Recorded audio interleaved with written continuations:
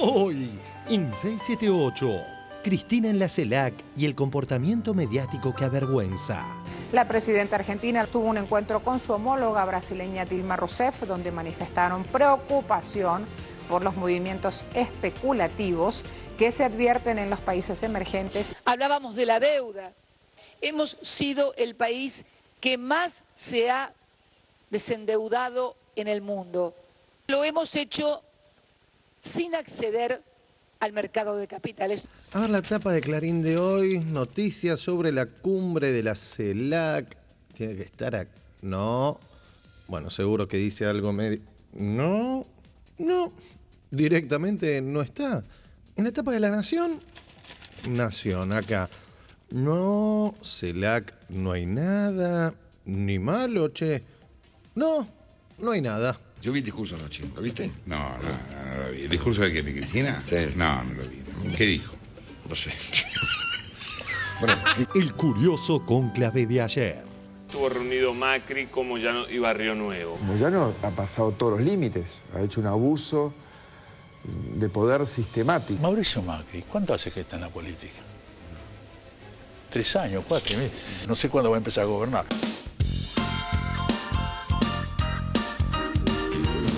Más recientemente, Sí. yo he escuchado decirle a la propia Patricia Bullrich barbaridades de Mauricio Macri, que yo jamás hubiese imaginado que iban a estar juntos. Sí. Mauricio Macri y vos. Yo no entiendo por qué no están juntos. Porque no tenemos nada que ver. El caso de Patricia, que ha estado en todos los partidos habidos y por haber. Entonces es como una locura esto. Nosotros con Macri somos el agua y el aceite. Toda la actualidad económica. En primer lugar, ratificamos la vigencia y extensión del programa de precios cuidados.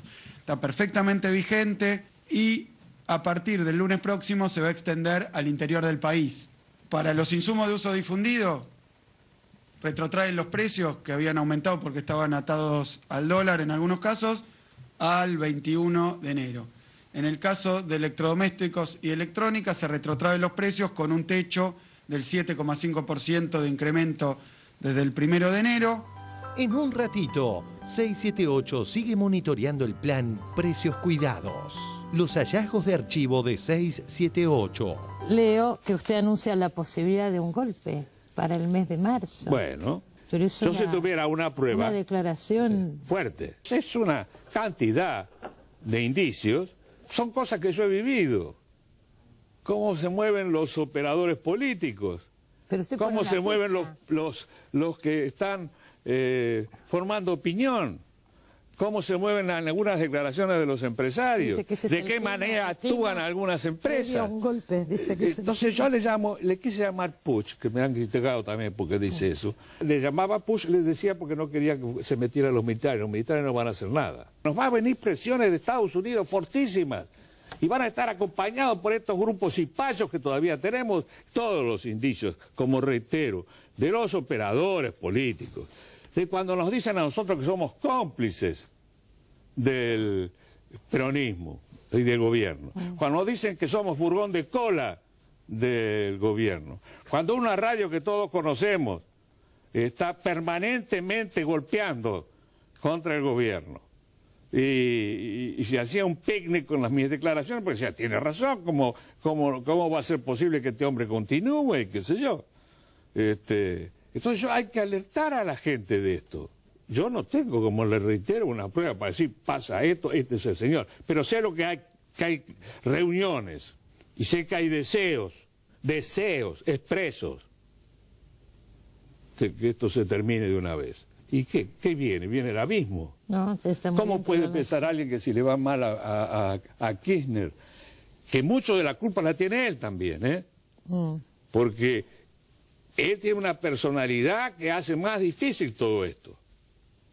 Hay necesidad de que la clase media, sobre todo, que piensa a veces que decide por lo que realmente ha pensado, y resulta que es un pensamiento que han inducido mucho por los medios, advierta que lo que puede pasar es tremendo. Dios me libre bueno. que nos quiten esto. Quiero Dios me pensar, libre. doctor, que ya hemos aprendido algunas Sí, cosas. entonces yo alerto.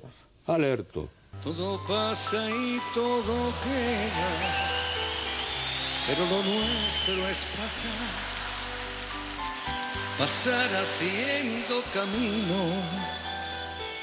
camino sobre la mar. Nunca perseguí la gloria, ni dejar en la memoria de los hombres de mi canción. Yo amo los mundos sutiles, ingrávidos y gentiles, como pompas de jabón. Me gusta verlos pintarse de sol y grana volar,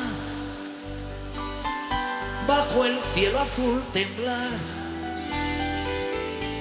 súbitamente quebrarse. Nunca perseguí la gloria. Bloqueo al gobierno de Obama. Si esto lo dijera Cristina. What I offer tonight is a set of concrete, practical proposals to speed up growth, strengthen the middle class, and build new ladders of opportunity into the middle class. Some require congressional action, and I am eager to work with all of you. But America does not stand still, and neither will I. So wherever and whenever I can take steps without legislation to expand opportunity for more American families, that's what I'm going to do. Verdadera amenaza a la prensa. And just finally, before we let you go, since we have you here, we haven't had a chance to kind of talk about some of the... I'm not speaking about anything that's off topic. This is only about the president's... Well, what about... Thank you. All right, so Congressman Michael Grimm does not want to talk about some of the allegations concerning his campaign finances. We wanted to get him on camera on that, but he, as you saw, refused to talk about that. Back to you. Why? Let me be clear to you. You have to do that to me again in 3 years. I just wanted to ask you.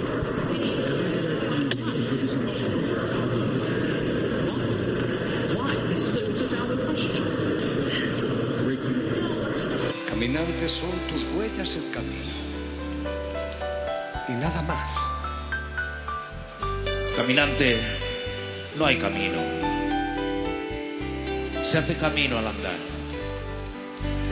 Al andar se hace camino y al volver la vista atrás se ve la senda que nunca se ha de volver a pisar. Caminante, no hay camino, sino estelas en la mar. Empieza 678, un programa lleno de amigos. Ahí dice claramente, 20% en relación de dependencia, el sueldo promedio de los últimos 12 meses. Recuerden, el promedio, seguramente por paritarias, hoy ganas más que hace 6 meses, o 7 u 8, pero te toman el promedio. Hace algún tiempo en ese lugar, donde los bosques se visten de espinos, se oyó la voz de un poeta gritar.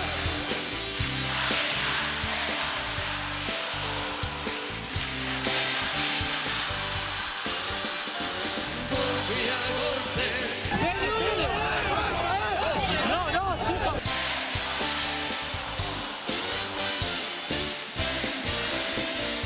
Murió el poeta lejos del hogar, lo cubre el polvo de un país vecino. Al alejarse lo vieron llorar.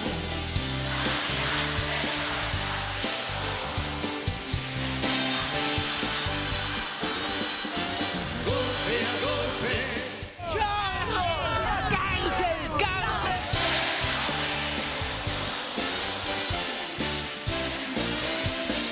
Cuando el jilguero no puede cantar, cuando el poeta es un peregrino, cuando de nada nos sirve rezar.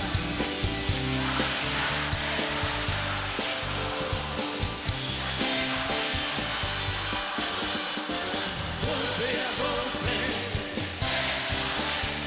golpe a golpe, golpe a golpe, beso a beso.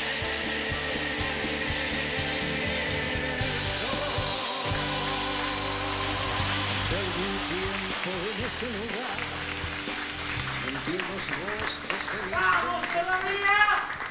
Compatriotas de la Patria Grande, bienvenidos a otra emisión de 678. Buenas noches, compañeros. Nuestra invitada de hoy es la periodista y escritora Thelma Luzzani. Bienvenida, Thelma. Thelma Luzzani se graduó en Letras en la Universidad de Buenos Aires, es periodista especializada en política internacional, cosa que bien saben los televidentes de Visión 7 Internacional los sábados a las 12:30 horas. Trabaja además como columnista en la radio pública, en Radio Nacional, y ha publicado algunos libros, de los cuales yo voy a mencionar en 2012 Territorios Vigilados, cómo opera la red de bases militares norteamericanas en Sudamérica, que recibió mención de honor en el 8º Premio Libertador al Pensamiento Crítico 2012. Y además nuestra amiga Thelma fue becaria de la Fundación Knight Wallace, eso es lo que quería decir, en la Universidad de Michigan. Bienvenida, Thelma, muchas gracias. Gracias. Thelma nos va a acompañar especialmente en el primero de los informes de 678 que tienen que ver con esta ocasión ciertamente histórica de la cumbre de la CELAC, donde participó, donde tuvo un protagonismo especial la presidenta de la República. Algunos ni se enteraron, algunos seguían lamentando que no hubiese ido a Davos. Vamos al primer informe de 678. La cumbre de la CELAC y el ocultamiento habitual de los hegemónicos. En el día de ayer disertó la presidenta en la cumbre de la CELAC en Cuba. Recordemos que allí Cristina tuvo reuniones bilaterales con Dilma, Mujica y Fidel. La presidenta argentina tuvo un encuentro con su homóloga brasileña Dilma Rousseff, donde manifestaron preocupación por los movimientos especulativos que se advierten en los países emergentes. Hablábamos de la deuda. Mi país, Argentina, sabe las restricciones que significa el problema de la deuda para los países y su crecimiento. En el año 2003, el 150-160% de nuestro PBI era deuda contraída en moneda extranjera.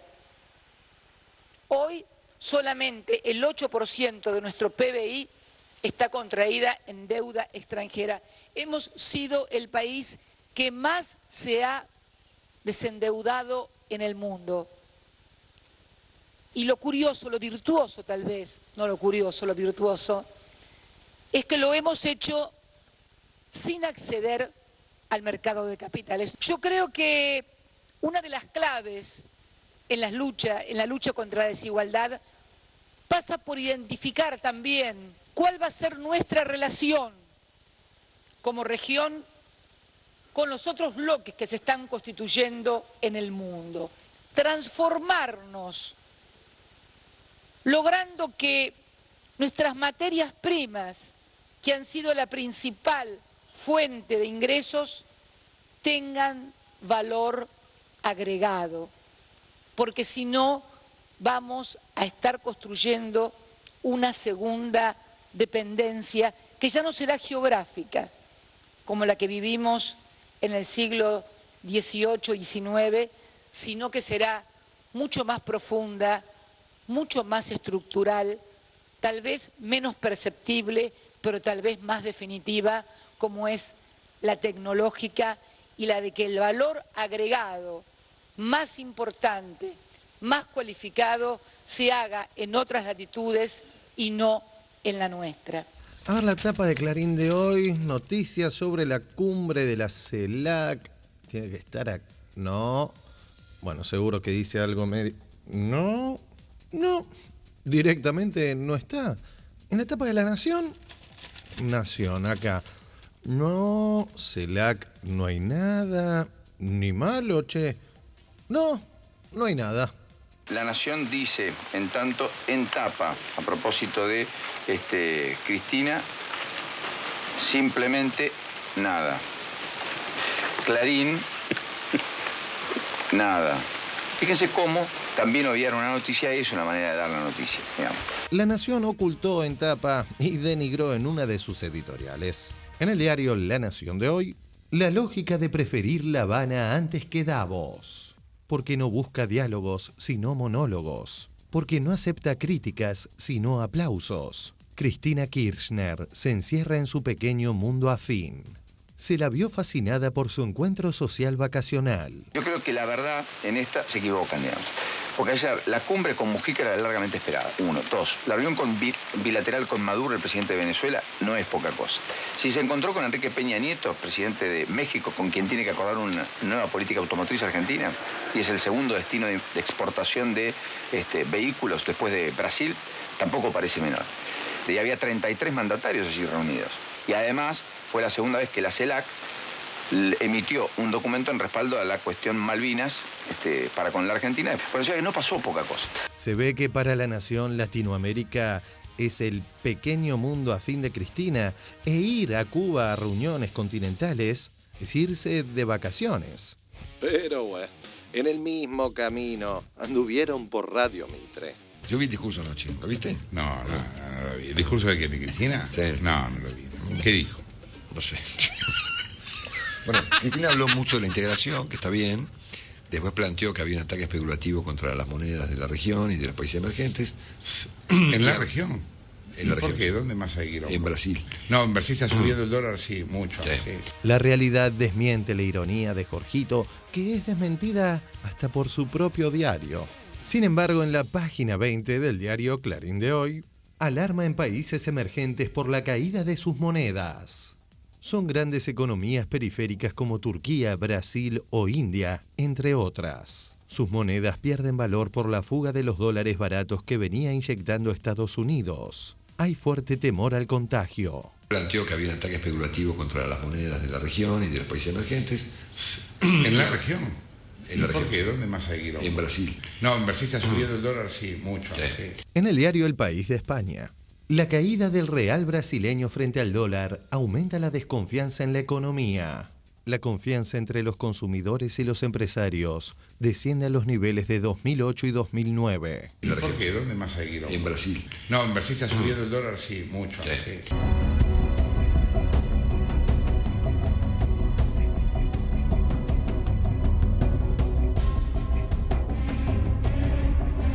¿Por qué? ¿Dónde más hay quilombo? En Brasil. No, en Brasil está subiendo el dólar, sí, mucho. Sí. Para finalizar, y como muestra de cómo funciona el establishment periodístico opositor en todo el continente, escuchemos este diálogo entre Dilma y un periodista brasileño. Agora eu vou falar da Cristina, porque ele pediu. O governo vai oferecer alguma ajuda? Não, nós não vamos oferecer nenhuma ajuda por um motivo muito simples também, não foi pedida. Porque aí você me pergunta, não, só um pouquinho. Aí você me pergunta, eu respondo e não aparece a sua pergunta, eu conheço. Então estou avisando. Por que não tem nenhuma ajuda? Porque em nenhum momento a presidenta Cristina a pediu.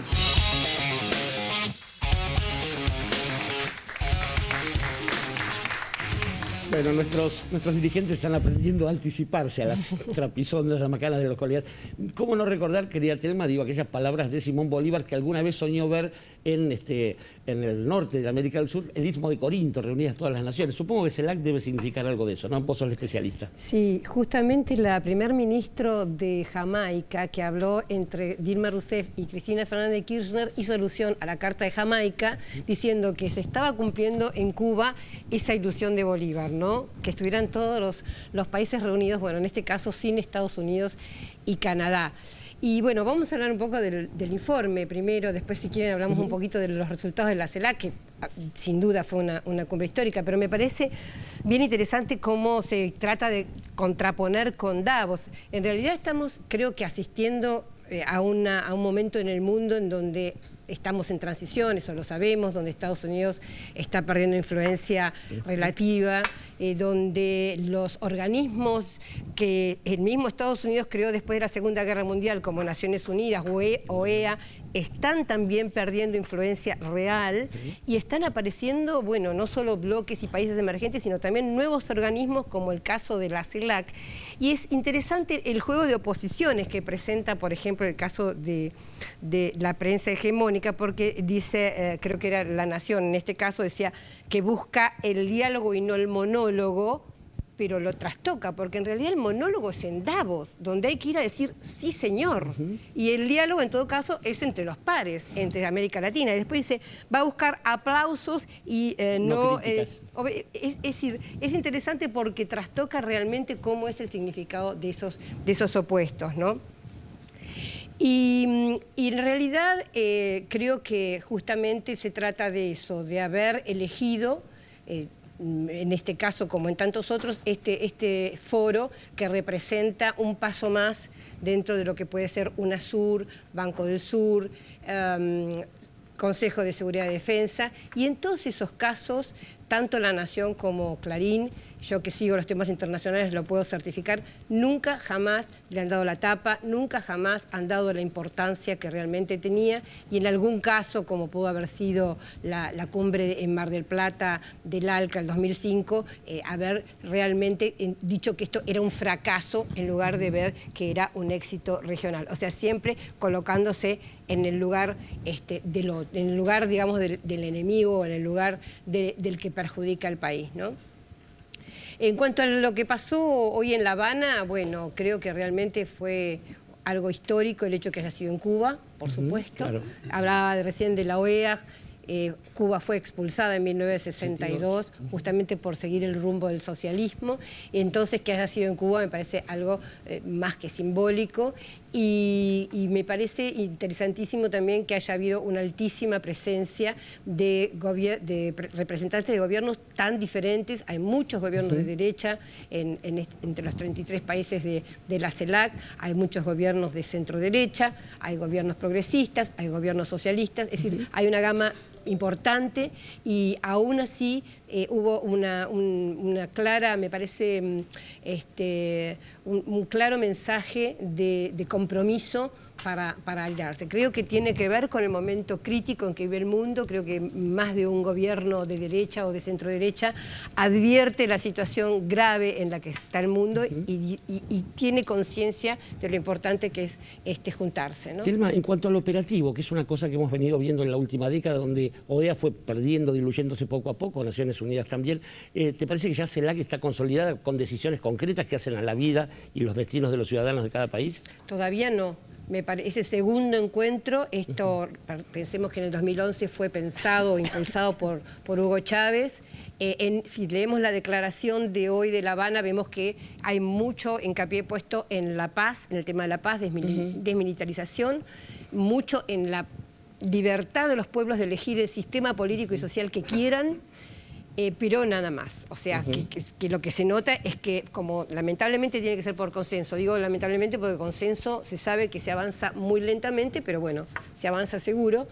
Realmente no ha habido algo más como cosas interesantísimas que se pensaban discutir, como la relación entre los estados y las multinacionales, por ejemplo, como el caso de Ecuador, que tiene varios, y Argentina también, ¿no? Varios demandas en el CIADI, o por ejemplo el tema del espionaje. Es decir, hay todavía dentro de la CELAC países como el caso de Honduras, acaba de asumir el nuevo presidente, y él dijo que iba a proponer mayor ayuda militar de Estados Unidos para combatir la droga. Es decir, una posición que evidentemente no puede ser acompañada por otros. Entonces, el avance no es enorme, creo que es un paso, por eso subrayaba la presencia, alta presencia de presidentes, y un plan de acción 2014 que lo tendrá que llevar adelante principalmente el gobierno de Costa Rica. Entre paréntesis, el domingo hay elecciones, así que será un nuevo presidente o presidenta,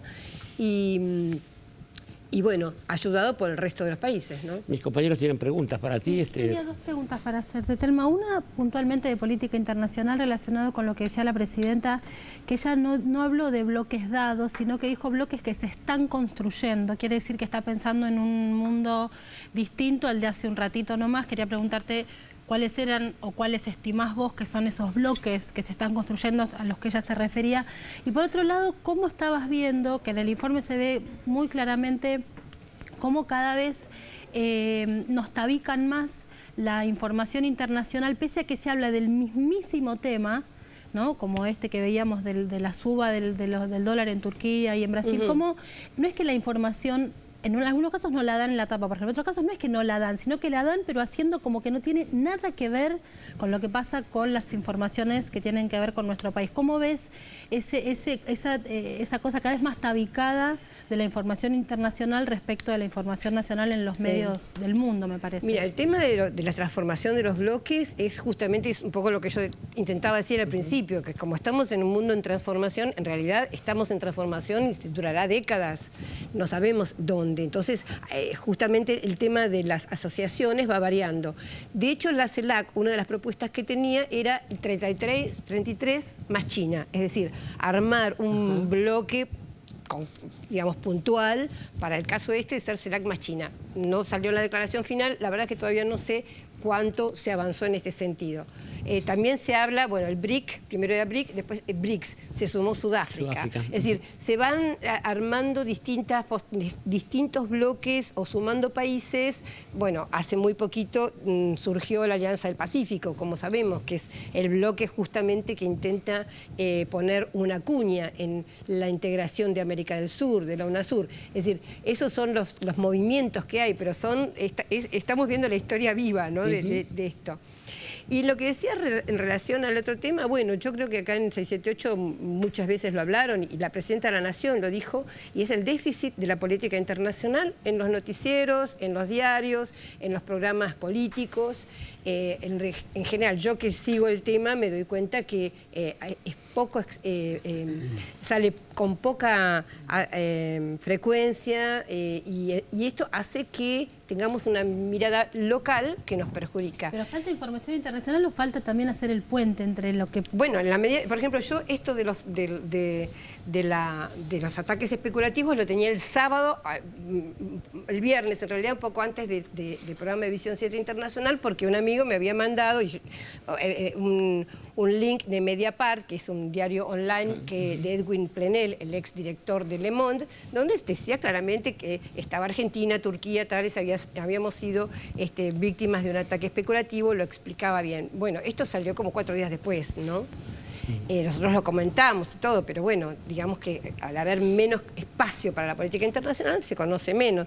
Lo que sí me parece que esto lo aprovechan diarios como por el caso de Clarín o La Nación, porque, digamos, buscan justamente crear o disminuir estos avances de importancia internacional como es la CELAC a temas locales. Por ejemplo, en La Nación decía: Cristina buscó en Cuba apoyo regional ante la suba del dólar, como si lo único que importaba en la CELAC era el tema puntual de Argentina, como si Dilma hubiera ido puntualmente por el campeonato del fútbol o, no sé, Evo por el G77, ¿no?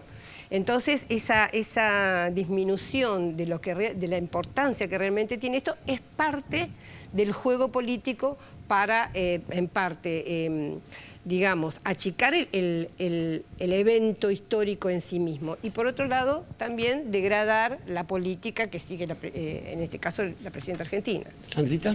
Sí, en parte uno también termina creyendo, como en tantas otras ocasiones, que lo ocultan, porque gran parte de lo que se pudo escuchar de la reunión de la CELAC deschaba de alguna manera lo que está pasando acá y los intereses de los que los medios como Clarín, Nación, Perfil son voceros y nada más que prenseros. Y por otro lado, lo que vos comentabas recién, el tema de los bloques que están en formación, es tal el dinamismo de la política que uno en su momento, hace poco tiempo, pensaba que la UNASUR iba en baja, porque por lo que pasó en Paraguay, por el golpe Lugo, por la asunción del nuevo gobierno que es de derecha. Pero sin embargo vemos que Chile, que era un eje de la Alianza del Pacífico, bueno, se fue Piñera y ganó Bachelet, así que seguramente habrá otro flujo de movimientos hacia la UNASUR de acá en más. Pero lo que yo te quería preguntar es qué más se podía agregar sobre esta línea que trascendió en la reunión con la presidenta de Brasil sobre los movimientos especulativos de los que son objeto tanto Argentina como Brasil y otros países en este momento. Sí, y yo de esto, mira, te comento lo que leí, pero no tengo total claridad de por qué se hizo, porque me parece que un analista de economía debería analizar además el sentido que tuvo, porque fue, según el Mediapart, como comentaba antes, duró 2 días, fue brutal en cuanto a la cantidad de dinero que se movió y a la brusquedad con la que se movió. Dice, fueron sacudidos por movimientos masivos de alta intensidad. El ataque golpeó a países como Argentina, Turquía, Tailandia, Brasil, África del Sur y Rusia. El rublo cayó a su más bajo nivel en muchos años. El rand sudafricano cayó al nivel del 2008. En relación al dólar, la lira turca perdió el 10%. Entonces, es todo en 2 días. Qué bárbaro. Esta nota es del día viernes. Ahora, lo que me parece que falta alguien que conozca de economía para que explique el sentido que tiene esto, porque más allá de que puede haber una gran cantidad de dinero que necesitaba ser colocado, que puede ser una explicación totalmente práctica, yo creo que además debe haber un sentido político. Claro, ¿cómo operan cada una de estas naciones en el contexto de los equilibrios internacionales? El caso de Rusia por ahí es más evidente con Ucrania, las cosas que están pasando, pero Turquía bueno, son también países que tienen, por ejemplo, yo una cosa que encontré, pero digo en la asociación, pero no puedo hacer un análisis mayor. Son todos países donde hay en este momento también movilizaciones. Por ejemplo, Brasil, por ejemplo, Tailandia, por ejemplo, Turquía, por ejemplo, Rusia, donde hay un sector de la población que está movilizada. No sé si es azar o no es azar. Por eso digo que tiene que haber... sobre todo yo pienso un economista que entienda los movimientos estos especulativos, ¿no? Y una cosita que quería agregar en relación a lo que decía Sandra, que estaba recordando que también en el caso del 2001 pasó algo parecido en el sentido de explicar como local lo que era global, digamos, o lo que era un problema de modelo. Es decir, se decía que era la corrupción, que era la Argentina que se aislaba, que no había sido lo suficientemente ajustado, el ajuste no había llegado, cuando en realidad se trataba de un problema mayor. Entonces, ese es el objetivo, digamos, desvirtuar o no mostrar con claridad ¿cuál es el problema? También la dictadura podríamos recordar, ¿no? Cómo fueron las movidas de los gobiernos dictatoriales. Claro. Edgardo Moca. No, pensando en esta pregunta y en la reflexión de Telma, sin entrar en detalles que desconozco, está muy claro y se ha dicho bastante, lo ha dicho Ricardo Aroski en una nota de la Universidad General Sarmiento, la volatilidad del capital que viene de los países centrales en condiciones de la crisis europea y de la dificultad para que esos capitales se reproduzcan y sigan el mismo nivel de especulación y de la caída de la posibilidad de la burbuja interna los está empujando a producir burbujas externas y a especular y a sacar y a poner, es decir, valorizar el capital. Yo no sé en este caso cuál habrá sido el mecanismo, pero es evidente que acá hay una fuerte maquinaria de capital financiero que está peleando por valorizarse. Tomando lo que decía Telma, a mí me interesa mucho este tema que a veces nos lleva a un cierto tipo de angustia. ¿Qué se puede hacer con la CELAC?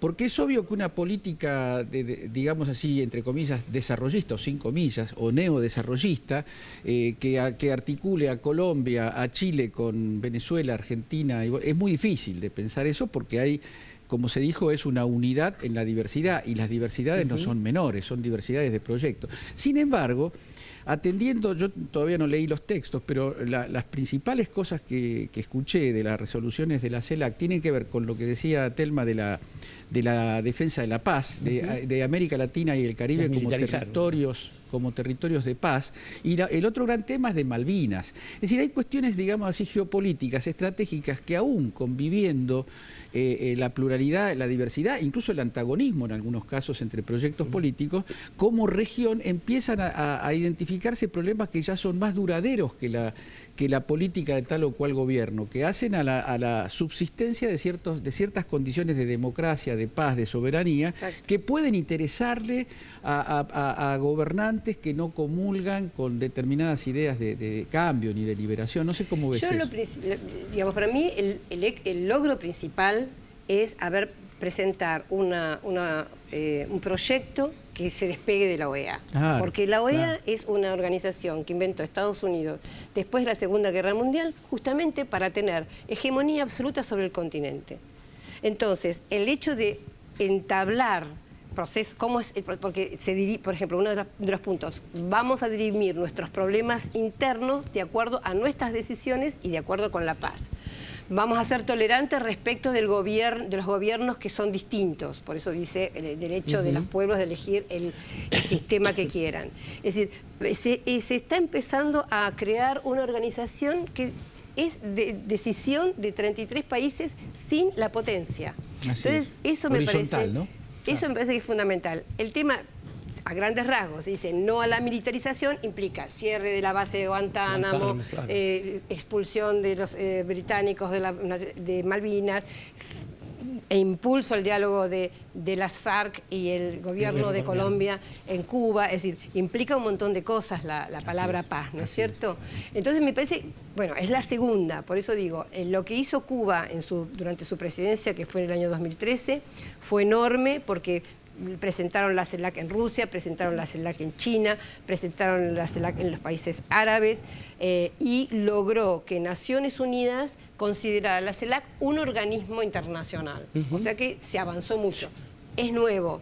Y sí, angustia, pero bueno, es parte del proceso y es parte también de los ciudadanos de cada país que apoya a sus presidentes para seguir adelante. Cristina había pedido en un momento, sugirió que se incorporara un funcionario por gobierno. Eso ¿Habló fue algo más bien de eso? interesante, sí. Ella lo que propone es que haya, que no dependa de Cancillería o de X ministerio como una secretaría más, sino que haya una entidad específica en cada país que se ocupe de eso, lo cual es muy interesante realmente. Sí. Orlando, ¿tenés alguna presente ahí para el tema? Aceptando tus reflexiones y aprendiendo cosas de esto, y uno se preguntaba acerca de, digamos, la ignorancia, el ninguneo, la genialidad de los medios frente al tema que vos estás tocando y que todos compartimos.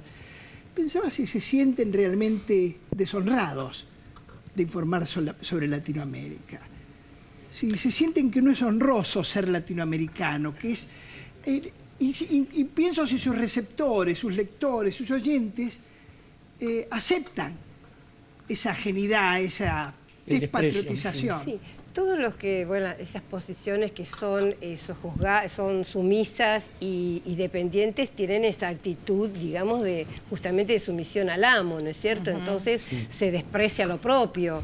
Si uno es un esclavo, bueno, sos despreciable. En realidad hay una cosa de desvalorización en la que se parte. Lo que yo igual creo que no se trata de una cosa emocional, sino que son intereses. O sea, son intereses claros, intereses que defienden, bueno, lo que sucede en Davos, es decir, el mercado abierto para que todo el stock que tiene Europa, que no puede vender a su gente porque la gente está en situaciones críticas, nos vendan a nosotros, poder extraer todos los recursos naturales, gas, petróleo, etcétera, etcétera, por 2,50 pesos. Es decir, se trata de eso, se trata de intereses concretos. Bueno, Telma, ¿tenés alguna cosita más para redondear esto? Digamos, lo que viene a futuro ahora, CELAC, UNASUR, digo, ¿cómo ves lo inmediato?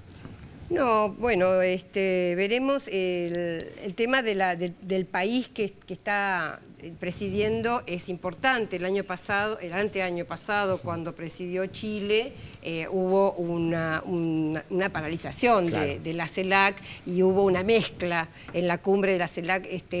Piñera aprovechó y hizo una cumbre con la Unión Europea, es decir, hay avances... Eso es alfabético, ¿no? Perdón, la presidencia... Sí, es por orden alfabético. Claro, porque con mi concepto alfabético, Costa Rica está antes que tenés razón. Chile, Cuba, no, debe ser alfabético. Sí, no sé cómo se decidió. Normalmente es alfabético, pero bueno, se decidió todavía cuando estaba Hugo Chávez vivo, y estoy seguro que lo de Cuba fue... sí, una transgresión. Una transgresión alfabética. Una presión bolivariana, ¿no? No, la verdad que no lo sé. Pero bueno, no, la reflexión es esa, es simplemente que me parece que es importante la toma de conciencia y la presión, sobre todo de la ciudadanía, ¿no? Yo me quedé un poco decepcionada, tengo que decirlo, cuando fue lo del avión de Evo, cuando se lo raptó. se lo humilló a Sí. Evo haciéndole bajar el avión y bueno, revisando el avión y todo eso.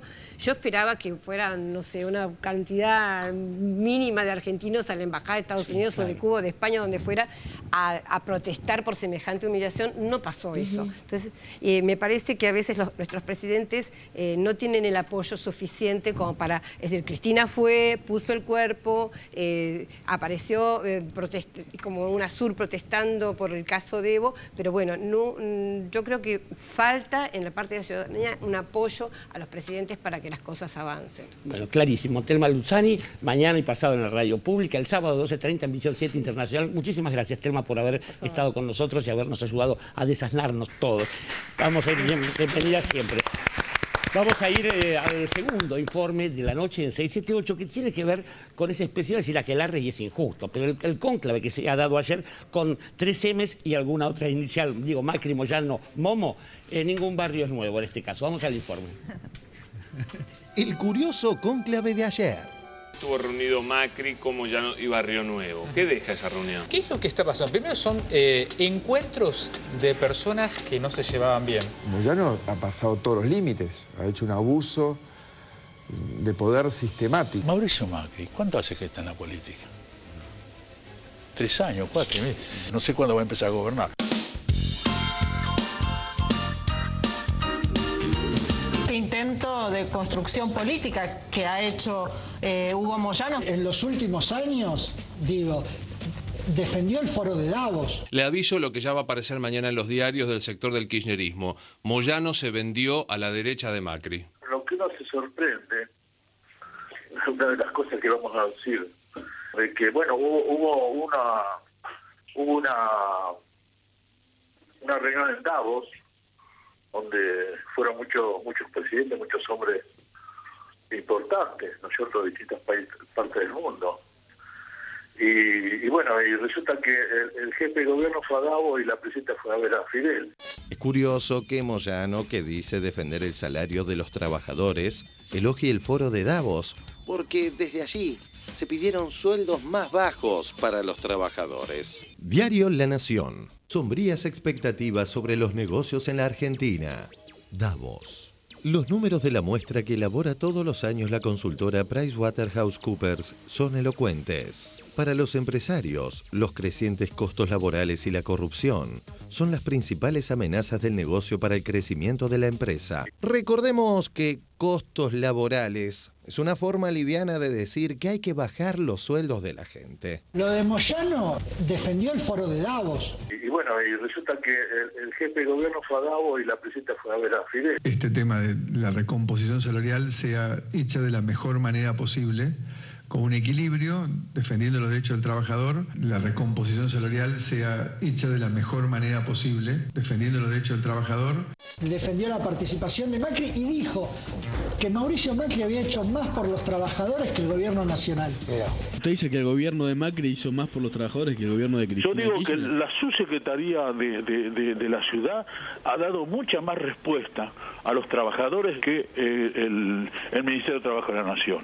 Hugo Moyano, que hace 2 años decía que el gobierno nacional era el mejor gobierno de la historia, que había hecho lo mejor por los trabajadores. Somos coherentes porque a partir del 2003, cuando se empezaron a llevar adelante políticas que fundamentalmente estaba en la recuperación de los puestos de trabajo perdidos. Es curiosa la relación entre Moyano y Macri, y más aún la de Patricia Bullrich, hoy aliada de Mauricio Macri, que estuvo en la reunión con Hugo Moyano. Recordemos las peleas históricas. Estamos hablando de cuando Patricia Bullrich era ministra de Trabajo en ese de la momento, Alianza. de la Alianza. No te pongas en agresión. No, yo no me fui del país, ¿eh? Sí, no te fuiste porque te habrá protegido la dictadura. Los que la pasamos en serio no tuvimos que ir. Los que tenían arreglo con la dictadura militar son los que se quedaron en Argentina. Así que no te hagas el vivo, ¿viste? No te hagas el combatiente. Yo no me hago el valiente, yo siempre fui igual. No te hagas el valiente, yo ¿viste? no fui menonista. Porque los dirigentes sindicales, todas las leyes. hace 30 años que lo que hacen es llenarse los bolsillos con la plata de la gente. Y hablemos en serio, si querés hablar en serio, ¿viste? Ese es el discurso que tenías cuando decía la burocracia sindical. Sí, claro, y sí, cuando la te verdad. rajaste del país, ¿sabes por qué? Me rajé del país porque ustedes se los protegió la dictadura. Entonces no te hagas el vivo, ¿viste? Patricia, no te hagas el vivo, Moyano. No te pongas en combativo ni te hagas el vivo. Si nos conocemos todos, yo también conozco bien a los dirigentes sindicales, ¿viste? Que son los combativos. ¿Qué te querés hacer? ¿La Virgen de Luján? No, yo no soy virgen, pero yo no robé nunca, ¿viste? Yo tampoco robé. Entonces no me nunca. joda, ¿viste? Yo No me tampoco hablemos robé ahora nunca. de los dirigentes Yo tampoco sindicales como robé si nunca. fueran todos, ¿viste? Dejate joder. Los grandes combativos que lo único que tienen son sus grandes autos y sus grandes casas. Así que no te hagas el vivo, ¿viste? No te pongas en agresivo. ¿Querés discutir en serio? Discutí en serio, pero no te pongas en agresivo, ¿viste? No estoy en el día en la izquierda, estoy en la derecha, todavía estoy con Menem, todavía estoy con Como están todos los Caballo. sindicalistas, ahí estás vos. ¿Viste? Ahí estás vos, están todos los sindicalistas. ¿Sabe lo que pasa, Grondona? Que el país necesita dirigencia seria. Entonces, acá el sindicalismo lo que tiene que empezar a hablar es de verdad.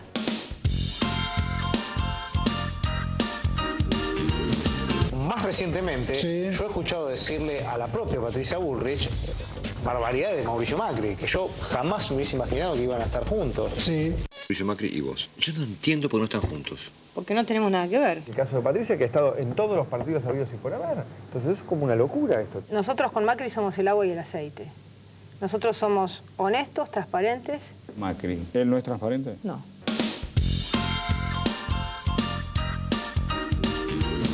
Pero también entre los propios sindicalistas que fueron a ver, hoy aliados, que fueron a ver a Mauricio Macri, Luis Barrio Nuevo.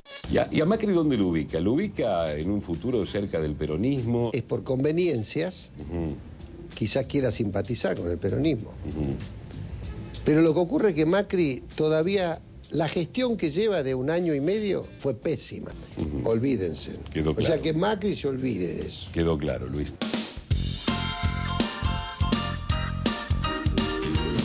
Pero también entre los propios sindicalistas que fueron a ver a Mauricio Macri, Luis Barrio Nuevo con Hugo Moyano. De hecho, Luis Barrio Nuevo creó la CGT Azul y Blanca, peleado con Hugo Moyano. Nosotros dijimos que Moyano tenía que dar el paso al costado. Moyano hizo jugar a la CGT oficialista, ¿no es cierto? Perdió. Y el que pierde paga.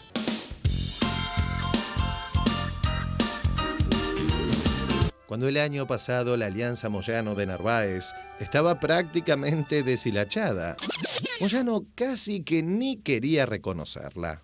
Un ratito acá, un ratito allá, le pasó a De Narváez, pregúntenle a De Narváez, yo creo que hoy si De Narváez llama a Moyano, Moyano no lo atiende, ¿no?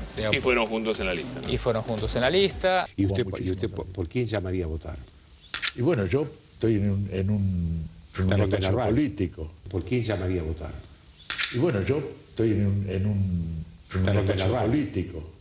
Con Francisco de Narváez. Claro, en una alianza. Con Francisco de Narváez. Claro, en una alianza. Un ratito acá, un ratito allá. Yo no cambio, yo no varío, yo no me entrego, yo no me vendo. A mí no me compran con nada. Massa, ¿qué impresión le hace? ¿Qué impresión? Sí, que se sonrió. Mire, es difícil creer en un hombre que viene de la UCD, que después se hizo kirchnerista, que después se hizo cristinista y que ahora es anti-gobierno. Es difícil creer. ¿Le gusta Tigre, Moyano? Fue una reunión que hablamos de trabajo, hablamos de muchas cosas y entre ellos políticamente, pero siempre tuvimos esa relación con Sergio. Además somos todos amigos. Es difícil creer en un hombre que viene de la UCD, que después se hizo kirchnerista, que después se hizo cristinista y que ahora es anti-gobierno. Es difícil creer. ¿Y ustedes por qué estaban con Rodríguez Sá? ¿Creían que iba a ganar Rodríguez Sá? Yo creía en ese momento y creo que hubiese sido el mejor candidato. Aquí Moyano está con Rodríguez Sá. Va a necesitar Antes mucho... estaba con Rucao, Hugo. ¿Está ahí Hugo? Sí. ¿Qué tal, Hugo? ¿Cómo estás? ¿Cómo te va? Bueno, antes le parecía que el mejor candidato podía ser Rucao. Pero bueno, está bien, son cosas de la política. Y bueno.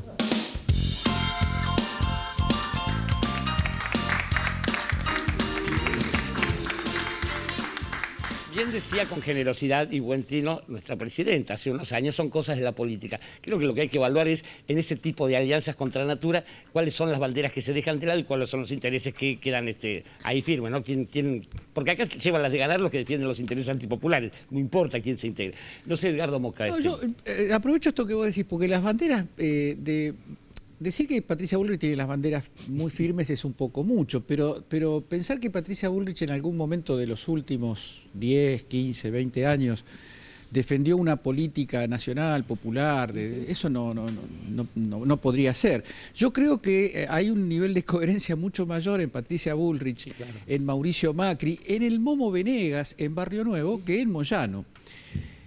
¿Por qué? Porque el viraje de Moyano, ¿cuándo empieza? Empieza cuando él formuló la famosa frase de que en Argentina hace falta que haya un presidente trabajador, sí, a lo que la presidenta en su momento le contestó que ella trabajaba desde los 18 o 17 años.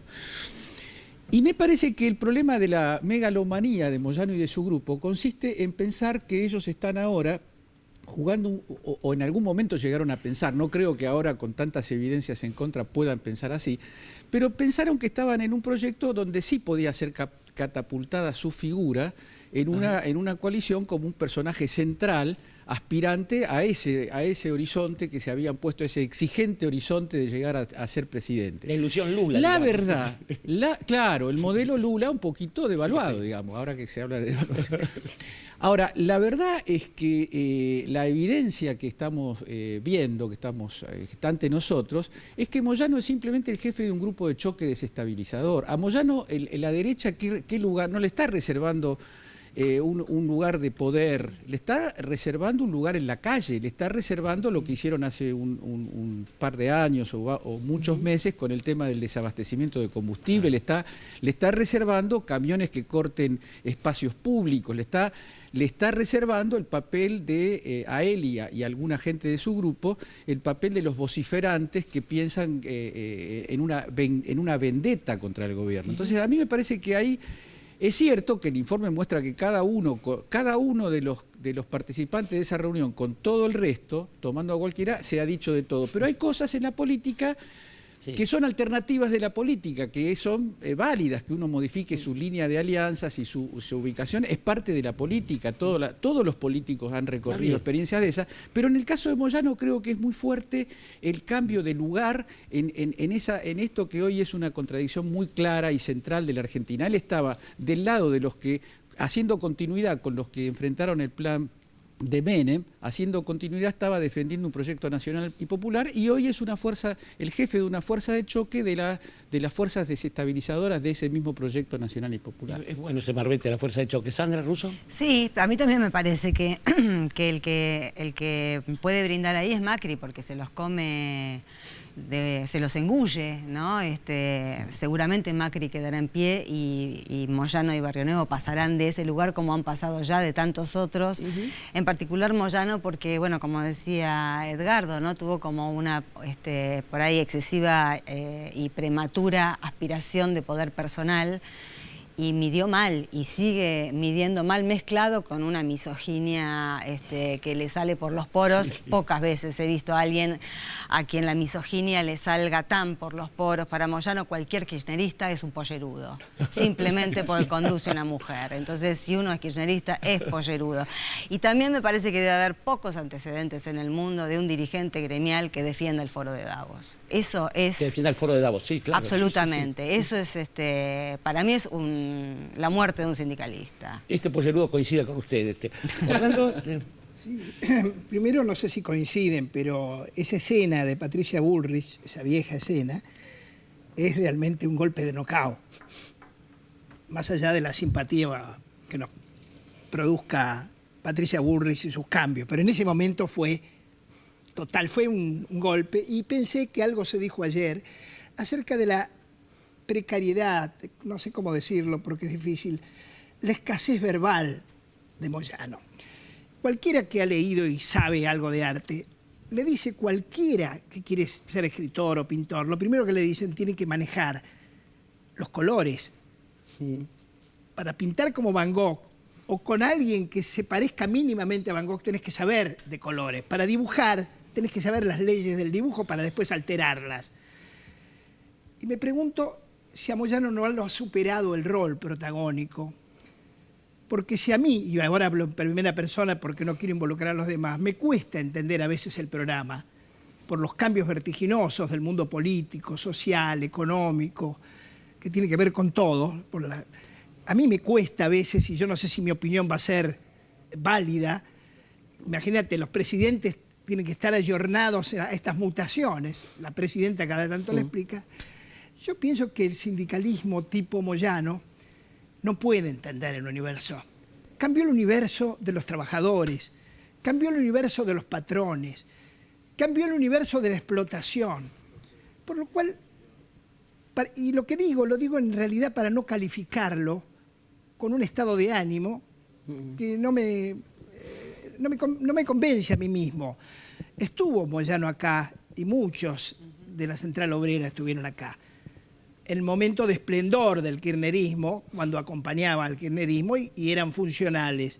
Las estrategias políticas escapan a nosotros. A veces cuando viene un invitado, yo temo a veces en el elogio, porque no sé si después va a ser enemigo y mi elogio va a quedar desacompasado. Es cosa de él y no tuya en el momento en que lo calificas hablando de eso, ¿no? La política y lo cambiante. Es muy difícil. Pero ahí hay una... tengo 30 segundos. Hay una duda que yo comparto. Todo lo que decís me parece interesante, pero hay una duda sobre si es un problema de amplitud de miras y de cultura política, de comprensión del mundo, de los cambios, como vos bien decís, del mundo del trabajo, de los capitalistas y demás, o es un cambio de actitud basado fundamentalmente en un horizonte político de poder, en este caso un horizonte chiquito de poder político. Yo creo que las personas cuando mutan su lugar en la política, hacen una especie de renuncia no solamente al lugar específico, hacen una renuncia que es a los principios que sustentaron. Es más, arriesgo que yo no creo que el grupo de Moyano se diera cuenta cuando tomó la decisión de alejarse del gobierno a dónde iban. Pongo en duda, he conversado con algunos cuyo nombre me voy a reservar, pero la verdad es que la impresión que yo tengo es que ellos no se imaginaban que romper con el gobierno de Cristina Kirchner los iba a llevar a hacer esto, alcahuetes de Davos, impugnadores de políticas que siempre han defendido. Yo creo que eso escapa a esa racionalidad y a ese enfoque cultural, pero a partir de eso estoy de acuerdo. Pensemos en cómo funcionaron un dirigente como Héctor Recalde, que terminó quebrando esa imposibilidad de continuar con Moyano, y cómo funcionó un tipo como Julio Piumato, que todos lo ubicábamos históricamente. Estuvo acá. Era una imposibilidad, claro. Me parece que habría que despersonalizar, y yo quisiera como complejizar en el sentido de que no... A mí no me preocupa si Hugo Moyano no tiene los elementos para ver cómo habla, cómo discute en televisión, ¿no? Y los argumentos de Patricia Bullrich sobre ese versito noventoso de los sindicalistas corruptos, digamos, me parece que es parte del discurso establecido de esa época, que era toda la clase política, toda la clase sindical, todas las clases habidas y por haber, salvo la empresarial, eran corruptas, ¿no? Entonces, por ahí no mucho... Y también entendería más si estuviéramos hablando de un sujeto político de importancia que cuando el gobierno, por oportunismo, en algún momento de debilidad, decide retirarse o entiende que los trabajadores le dan la espalda a determinado proyecto político, entonces se retira del apoyo a ese gobierno, que podría ser la otra lectura. Y no es el caso, porque Moyano acompañó al gobierno en momentos de debilidad del gobierno. Y se opuso a políticas en los 90, en momentos en los cuales el oponerse era una situación de debilidad. Entonces es una complejidad aún mayor, digamos. ¿Por qué ese salto? Porque no cuando los trabajadores le dan la espalda al gobierno, y tampoco cuando, es decir, no es que dicen, ay, los trabajadores no apoyan más este modelo, me voy, y tampoco en un momento de por oportunismo, por Mariana, debilidad. que los traidores no importa si lo hacen antes de que entren los bárbaros a Roma después, ¿no? Pero ¿sabes cuál es mi problema con focalizar en la traición de Moyano, si uno lo dice así? Sí. Es que creo que se personaliza el problema. A mí me parece que hay una complejidad mayor, se moraliza, hay una complejidad mayor a quién lo hace. Entonces, porque me parece que es un problema de una complejidad que excede a la persona.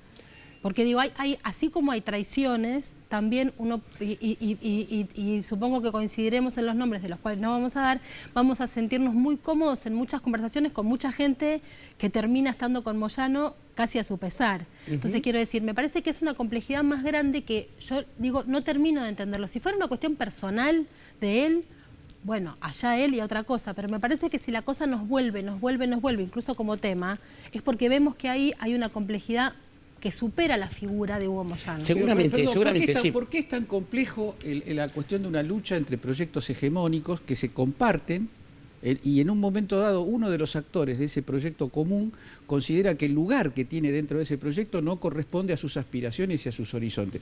Es complejo eso, tiene su complejidad, pero eso es evidente, es una cosa que si uno pasa las escenas, y la escena del acto de River, ahí está, puesto lo que lo que pasa. pasa es que simplemente digo que... Y no es personal, no es personal. Pero entiendo que hay algo más que la aspiración personal de él. Pero ¿sabes qué? No es personal. Yo creo que dar los nombres no es hacerlo personal. Una de las grandes cosas que ha logrado el kirchnerismo es ponerle nombre y apellido a muchas cosas como las corporaciones, los dirigentes que se van para un lado para el otro, los militares asesinos. Digo, esa cierta cosa global permite que a veces uno modere ciertas críticas y no las oriente hacia donde deben venir. Lo que estoy diciendo es que cuando hay un informe de estas características, lo que pasa, está muy en evidencia las contradicciones de Hugo Moyano.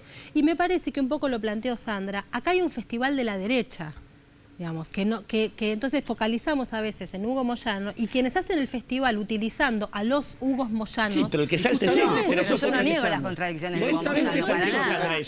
Pero justamente por eso...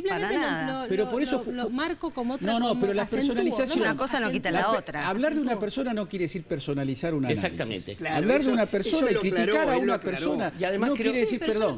Porque justamente lo que estamos hablando acá es de que lo que nos llama la atención no es el festival de la derecha. Tache lo que no corresponda sería el juego. Claro, ¿qué es lo que no corresponde ahí? ¿Qué es lo que no? Patricia Bullrich puede estar ahí o en cualquier lado según su apuesta política al momento. A mí lo que me asombra es que un hombre que efectivamente no es una persona cualquiera, es un hombre que dirigió al movimiento obrero en el apoyo en los momentos iniciales y agudo a un proyecto político muy, muy complejo, con muchas acechanzas, me asombra y por eso subrayo la presencia de la persona de Moyano en esa reunión. Y por eso nos ha dolido a muchos. No por una cuestión moral. Claro, quiero hacer, a ver si puedo ponderar algo de esto. Más allá del nombre, que ella expresó sus ideas y me parece que está bien, de la personalización, en este caso en el informe, que es muy... En todos los casos en política siempre hay una personalización. Cuando uno habla de Berlusconi, de Sarkozy, de Obama, de cualquiera de los líderes del mundo, de cualquier sindicalista, está hablando de él y de lo que lo acompaña. Moyano es muy importante porque representa un gremio muy importante y además representa una parte de la sociedad que acompaña a esos trabajadores. No es el señor Moyano, puede cambiar, pero el sindicato sigue vigente. Entonces, no es la personalización, eso está implícito, que cuando hablamos de alguien del programa de 678 se está hablando de todo el programa. Claro. Eso es lo que queremos aclarar porque... A mí me parece súper importante esto, porque cuando uno dice, por ejemplo, Berlusconi, uno puede utilizar ese apellido como una especie de adjetivo, está hablando, entiendo, de un empresario que pasa a dedicarse a la política y hace de la videopolítica su forma de ejercer el poder, por ejemplo. Acá se dice Mauricio Macri, eso, por ejemplo uno dice un Luis Barrio Nuevo y es el sindicalismo de los 90. A mí, cuando uno dice un Hugo Moyano, ¿qué está diciendo? Es que no a eso me refiero. Dijimos un Hugo Moyano, dijimos Hugo Moyano. Hoy está diciendo esto que estamos Claro, por eso. Pero al mismo tiempo es la misma persona que tiene una cosa tan poco... Es el que por su trayectoria en el campo nacional y popular le permite a la derecha hacerse un festival. Exactamente, por eso digo lo de la complejidad. Hay cosas que de todas maneras no han cambiado. Del todo, yo los invito a que veamos Los Siete Locos, no la novela de Roberto Alt, sino un segmento del programa que conduce Cristina Mucci aquí en la televisión pública y donde el invitado es nada menos que Raúl Alfonsín. Hay cosas, insisto, que se parecen bastante en un tiempo y otro de la historia. Vamos al informe. Los hallazgos de archivo de 678.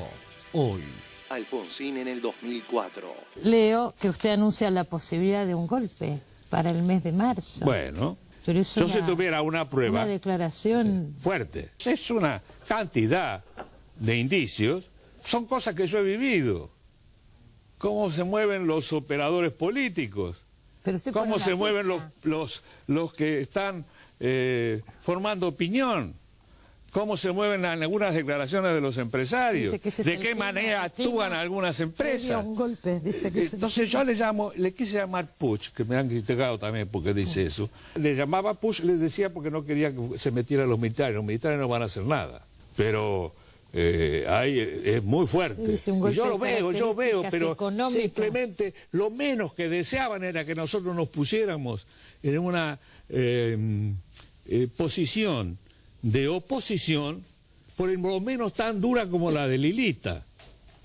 Usted dijo que Lilita era funcional a Es funcional, nos va a venir presiones de Estados Unidos fortísimas y van a estar acompañados por estos grupos cipayos que todavía tenemos, todos los indicios, como reitero, de los operadores políticos, de cuando nos dicen a nosotros que somos cómplices del peronismo y del gobierno, cuando nos dicen que somos furgón de cola del gobierno, cuando una radio que todos conocemos está permanentemente golpeando contra el gobierno y se hacía un picnic con las mis declaraciones, pues ya tiene razón, ¿cómo va a ser posible que este hombre continúe, qué sé yo? Entonces hay que alertar a la gente de esto. Yo no tengo, como le reitero, una prueba para decir pasa esto, este es el señor, pero sé lo que hay reuniones y sé que hay deseos expresos de que esto se termine de una vez. ¿Y qué viene? Viene el abismo. ¿Cómo puede pensar alguien que si le va mal a Kirchner, que mucho de la culpa la tiene él también, porque él tiene una personalidad que hace más difícil todo esto? Hay necesidad de que la clase media, sobre todo, que piensa a veces que decide por lo que realmente ha pensado, y resulta que es un pensamiento que han inducido mucho por los medios, advierta que lo que puede pasar es tremendo. Dios me libre bueno. Que nos quiten esto. Quiero Dios me pensar, libre. doctor, que ya hemos aprendido algo. Sí, entonces yo alerto.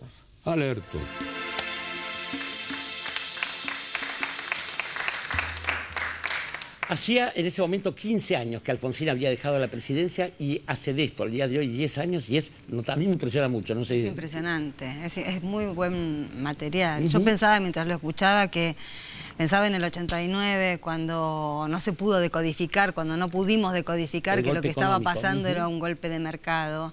Ahora que estamos atravesando, que hay un esbozo de un intento similar, es muy impresionante escucharlo a Alfonsín, que además como Kirchner, como los grandes tipos de la política, valen ser escuchados los discursos a través de los años porque hablan de un contexto que uno en su momento tampoco pudo decodificar. Creo que lo que dijo en el 2004 lo podemos entender perfectamente ahora y que tampoco tenía que ver con la personalidad de Kirchner, porque en todo caso en el 89 tampoco eso tuvo nada que ver con la personalidad del doctor Alfonsín.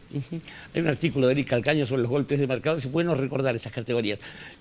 Les los invito a que vayamos al primer corte de la noche en 678, después vamos a seguir hablando, así que vuestras opiniones serán tenidas en cuenta, compañeros. Vamos ahora entonces a un corte y enseguida volvemos con 678. Nace un nuevo derecho en la Argentina, el derecho a progresar.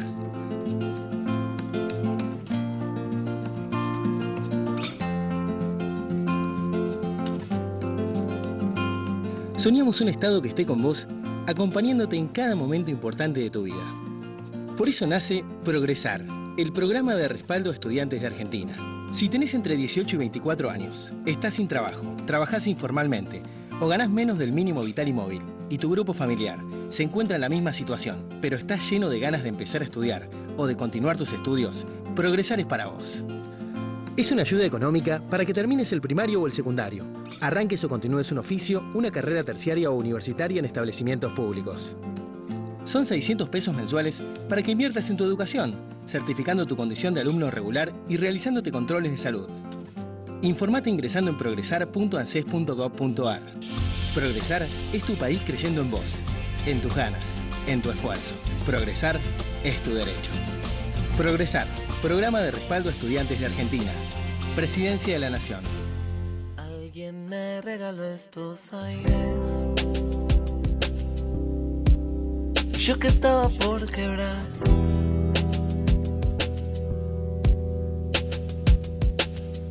Algo me dice que todo